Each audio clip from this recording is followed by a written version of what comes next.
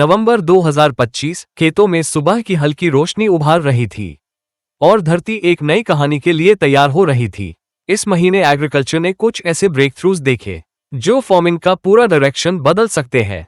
ये सिर्फ नए गैजेट्स नहीं, यह साइंस, बायोलॉजी और आर्टिफिशियल इंटेलिजेंस का डीप फ्यूजन है। एक ऐसा फ्यूजन जो फार्मिंग को अगले लेवल पर ले जा रहा है। चलिए इस सफर को धीमी पेस में एक सॉफ्ट डॉक्यूमेंट्री की तरह एक्सप्लोर करते हैं। डेनमार्क की आर्हस यूनिवर्सिटी के रिसर्चर्स ने एक ऐसा ब्रेक थ्रू दिखाया जो ग्रेन क्रॉप्स का पूरा फर्टिलाइजर सिस्टम बदल सकता है। ग्रेन क्रॉप्स जैसे व्हीट और बार्ले नॉर्मली बहुत फर्टिलाइजर मांगते हैं क्योंकि उनकी रूट्स नाइट्रोजन फिक्सिंग बैक्टीरिया को रिकॉग्नाइज हाई नहीं करती। लेकिन नवंबर 2025 में आर्हस यूनिवर्सिटी ने रूट के रिसेप्टर प्रोटीन में सिर्फ 2 अमीनो एसिड्स एडजस्ट करके एक नेचुरल लॉक ओपन कर दिया। इससे बैक्टीरिया रूट के साथ सिम्बायोसिस बनाना शुरू कर देते हैं। हवा से नाइट्रोजन खींचकर प्लांट के लिए यूजेबल नाइट्रोजन बनाते हैं, बिल्कुल दाल के प्लांट्स की तरह। और इम्पॉर्टेंट बात यह है कि इसमें कोई जीएमओ नहीं है, कोई एक्सटर्नल जीन ऐड नहीं हुआ, सिर्फ प्लांट की नेचुरल एबिलिटी अनलॉक की गई। अर्ली ट्रायल्स में ग्रेन क्रॉप्स को लगभग 40% कम सिंथेटिक फर्टिलाइजर चाहिए पड़ा। ये छोटे फार्मर्स के लिए एक साइलेंट रेवोल्यूशन हो सकता है। फार्मिंग में वीड्स हमेशा एक्स्ट्रा कॉस्ट, एक्स्ट्रा केमिकल्स और एक्स्ट्रा टाइम लेते हैं, लेकिन सोलिनटेक का सोलिक्स रोवर इस प्रॉब्लम को बिल्कुल अलग तरीके से हैंडल करता है। यह रोवर हाइपरस्पेक्ट्रल कैमरा यूज करता है जो क्रॉप और वीड को माइक्रोस्कोपिक सिग्नेचर से पहचान लेता है और फिर एक अल्ट्रा थिन माइक्रो लेजर सिर्फ वीड को टारगेट करके रिमूव कर देता है, बिना केमिकल, बिना डैमेज। 2025 के फील्ड रिजल्ट्स में हर्बिसाइड यूज 98% तक कम हो गया और सोलर पावर की वजह से ये रोवर रात में भी साइलेंट मोड में फील्ड स्कैन करता रहता है। फार्मर्स के लिए ये एक इनविजिबल हेल्पर बन चुका है। यील्ड बढ़ता है, कॉस्ट घटाता है और सॉइल को भी प्रोटेक्ट करता है।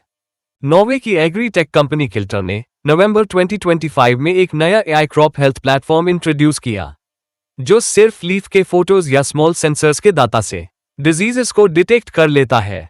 यह सिस्टम फेडरेटेड लर्निंग यूज करता है, मतलब हर फार्म का डेटा सिक्योर रहता है, लेकिन एआई मॉडल हर रीजन में और ज्यादा एक्यूरेट हो जाता है। Disease detection speed laboratory test से लगभग 3 गुना फास्टर है और एक्यूरेसी 95% के आसपास पहुंच रही है। इसका डायरेक्ट इफेक्ट ये होता है कि फंजिसाइड स्प्रे 60% तक कम हो जाते हैं और फार्मर्स को एग्जैक्ट ट्रीटमेंट रिकमेंडेशंस मिलती है। टेक्नोलॉजी सिंपल भी है और पावरफुल भी, बिल्कुल एक पॉकेट साइज्ड क्रॉप डॉक्टर की तरह फार्मिंग को स्मार्टर बना रही है। अमेरिका की जॉन डेयर कंपनी ने नवंबर 2025 में अपना ऑटोनॉमी 2.0 सिस्टम रिलीज किया जिसमें लिडा और एआई एक साथ काम करते हैं बिना जीपीएस के। यह ट्रैक्टर टिलेज, स्प्रिंग, हॉलिंग सारे टास्क खुद मैनेज कर सकता है, चाहे फोग हो, अनइवन ग्राउंड हो या वेदर अनप्रेडिक्टेबल हो। टेस्टिंग रिपोर्ट्स के हिसाब से ऑपरेशंस 30% फास्टर होते हैं और फ्यूल कंजम्पशन 15% कम हो जाती है। एग्जिस्टिंग ट्रैक्टर्स में रेट्रोफिट किट लगाकर कोई भी फार्मर अपने सिस्टम को ऑटोनोमस बना सकता है। ये फार्मिंग के ऑटोमेशन चैप्टर को एक नई डायरेक्शन दे रहा है।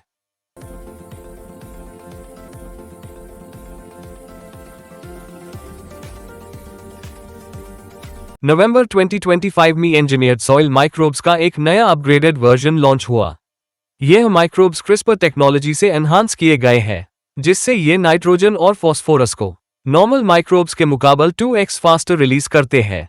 सबसे बड़ी बात, यह माइक्रोब्स ड्राई क्लाइमेट में भी सर्वाइव करते हैं, मतलब पानी कम हो तब भी क्रॉप ग्रोथ कंसिस्टेंट रहती है। राइस फार्म्स में इन इंजीनियर्ड सॉइल माइक्रोब्स का इम्पैक्ट बहुत क्लियर देखने मिला।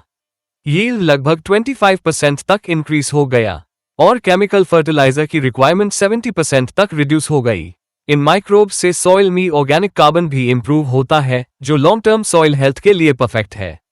क्लीन, क्लाइमेट फ्रेंडली और cost effective engineered soil microbes को फ्यूचर फर्टिलाइजर का नेक्स्ट जनरेशन सोल्यूशन माना जा रहा है। ये दी आज के अपडेट्स। अगर आपको ये वीडियो हेल्पफुल लगा हो तो लाइक, शेयर और सब्सक्राइब करना मत भूलना और ऐसे ही क्लीन, सिंपल और रियल टेक अपडेट्स के लिए द क्यूरियस ऑर्बिट के साथ जुड़े रहो। मिलते हैं नेक्स्ट वीडियो में।